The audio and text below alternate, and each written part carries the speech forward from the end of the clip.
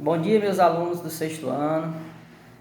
Vamos iniciar nosso capítulo 4 falando sobre a produção agrícola.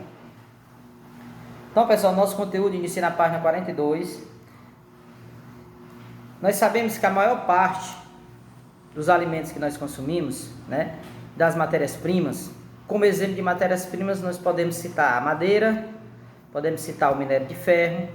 Então, todas essas matérias-primas e os alimentos que nós consumimos, eles provêm de atividades agrícolas e atividades pecuárias. Só que essas atividades agrícolas e atividades pecuárias, elas têm diferença de acordo com a região, de acordo com o local, de acordo com o grau de desenvolvimento de determinada região.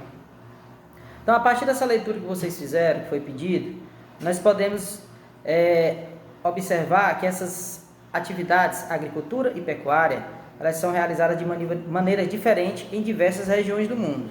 Por quê? Porque existem propriedades pequenas, existem propriedades médias, existem propriedades grandes. Também a forma como são produzidas. Por exemplo, nós temos a agricultura de subsistência, que é aquela agricultura que nós temos aí na nossa cidade, Francinópolis, aquela agricultura em que ela serve basicamente para atender as necessidades do pequeno agricultor e da sua família. Então, nesse tipo de atividade não tem o excedente, quer dizer, não tem aquela sobra grande de produção para ser vendida. E na agricultura comercial, nós temos o quê? Uma produção em larga escala, em grande quantidade, em que geralmente essa produção é vendida para fora, certo? Então já é outro tipo de atividade agrícola.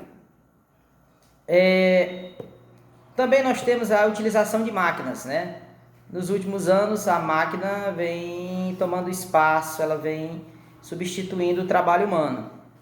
Então, na agricultura comercial, principalmente, o uso de máquinas tem sido cada vez mais constante. Por que o uso de máquinas? Porque a máquina trabalha num ritmo muito mais acelerado, certo? Então, isso faz com que a produção seja crescente. Nós temos também, aqui no terceiro parágrafo do nosso livro didático, as propriedades podem dedicar-se ao cultivo de um ou mais produtos, a criação de animais ou as duas atividades ao mesmo tempo. Quer dizer, de acordo com a característica de cada propriedade, ela pode diversificar sua produção, não cultivando apenas um produto, e assim como também ela pode ter a criação de vários tipos de animais. Pode ser a produção de leite, por exemplo. O gado pode ser destinado à produção de leite, ou pode ser destinado à produção de leite e também o gado confinado, para a produção de carne. Quarto parágrafo. Todas essas características imprimem marcas diferentes em cada lugar. Portanto, o nível de desenvolvimento tecnológico, as condições socioeconômicas, os hábitos alimentares e os aspectos ambientais de cada lugar influenciam a configuração das atividades agropecuárias.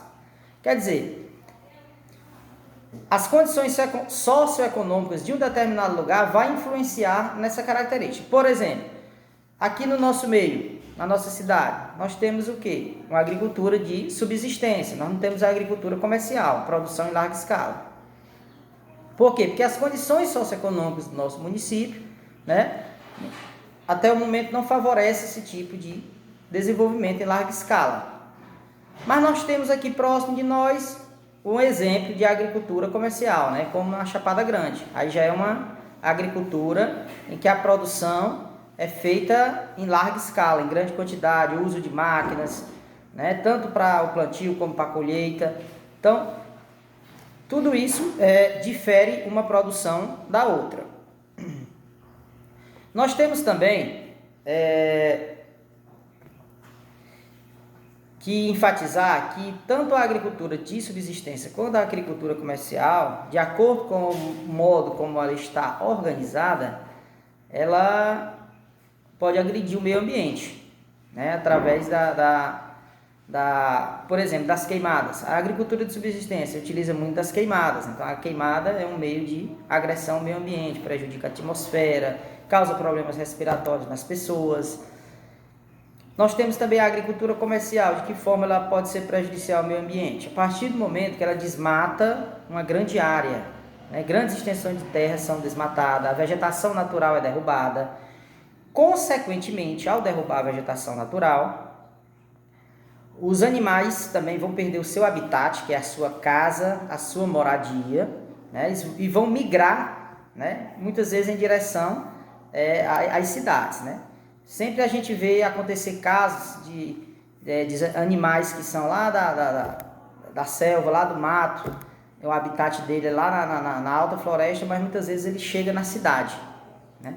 Então, por que isso acontece? Isso é um desequilíbrio. Por quê? Porque o homem invadiu o seu habitat, né? E ele se viu sem local para habitar, e aí eles tendem a migrar, né? Fugindo, procurando um abrigo, certo? Nós temos também na página 43